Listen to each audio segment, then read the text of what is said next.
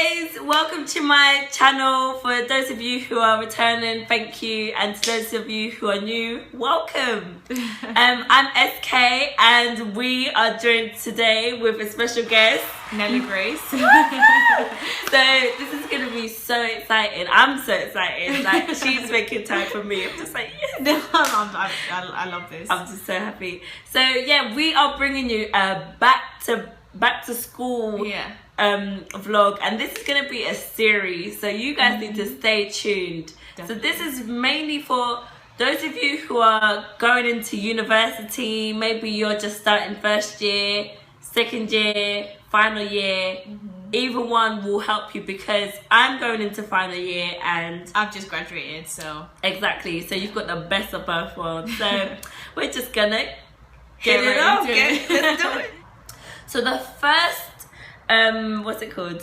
Okay, so our first top tip that we're gonna give you is, one, get involved.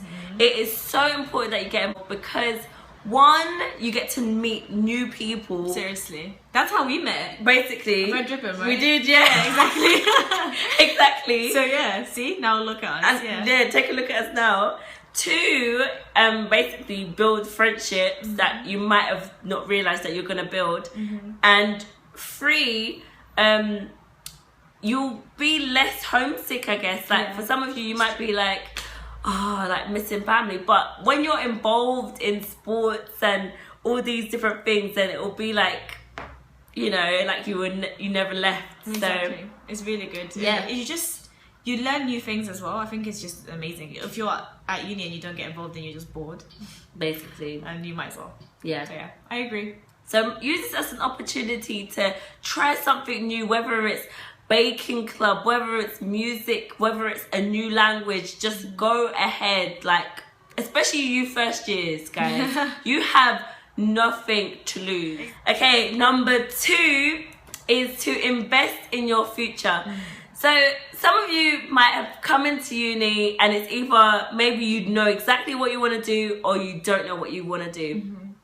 Use every opportunity to find out more about your course, to find out how you can put the theory of your lectures into practice.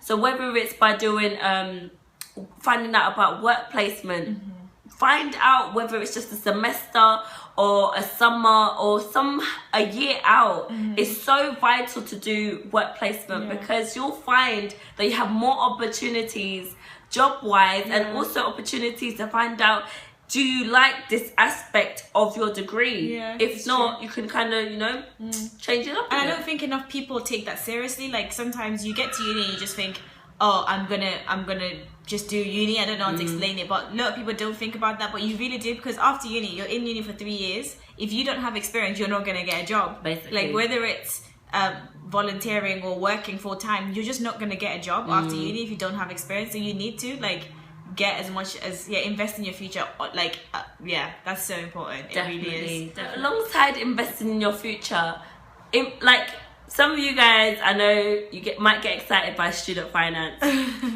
So don't just spend it on things that aren't gonna last you a long time. Invest in things which you know that you can use beyond university when you don't have student loan anymore. Exactly. So whether it's buying a really good laptop, or maybe a camera, possibly, depending on what you want to do, use your student loan to do something else, which we'll talk about later. But so that leads on to top tip number 3, which is you need to budget your money. You don't understand, like, I'm not even joking. When I first got my money for student loan, I'd never seen so much money in my account before. I took a picture with you guys. I was like, Mom, look how much is my account. I got so excited and I went shopping. That's all. Like, I must have spent, okay, I wasn't that bad. I didn't spend like half my student loan, but I spent so much money on clothes. And then I just realized after, wait, I need to buy food. Wow. I need to pay bills. Wow. I need to travel. Like, all the responsibility is on you now when you finish, like when you start uni. So you need to budget your money. When you first get your student loan, don't spend it. Sit down and see what are the essentials that you need to pay for. If it's your rent, if it's your bills, if it's books. Books are expensive. Like in uni, books are so expensive, and if you spend all your student loan, then you don't have anything. I actually know someone who spent like £2,000 in like 2 months. Mad things. What are you doing with £2,000? Whoever you are, stop it. Hey, now. So yeah, I would say budget your money is so important. Whether it's getting a financial advisor or something at uni, or sitting down with yourself and making a budget plan, you need to, because it's so important and you won't regret it. So thank me later. Yes, and when you have all that money. And even alongside what Petty's saying, like, save money aside as well. Like, you never know when that money is going to be handy. Like, I don't know about you, but I have a savings account and I have my spending account. Put some of that spending in your savings, just like that. Check it in there and leave it there. Tip number 4 is don't forget your friends and your family that you've left behind. Like, this might sound so like silly or a bit weird, but so many people come to uni and they forget their parents. Like, did someone not born you? Like, is that even a word? Birth? Born you. Did someone not give birth to you? Yeah. Like, go home. Like, even some people spend a whole year, and you might not have the greatest relationship with your parents. I understand. Obviously, there's exceptions, like when your parents are not good people and stuff. But most people, as parents, if they've managed to get you to university, I'm sure they're good parents.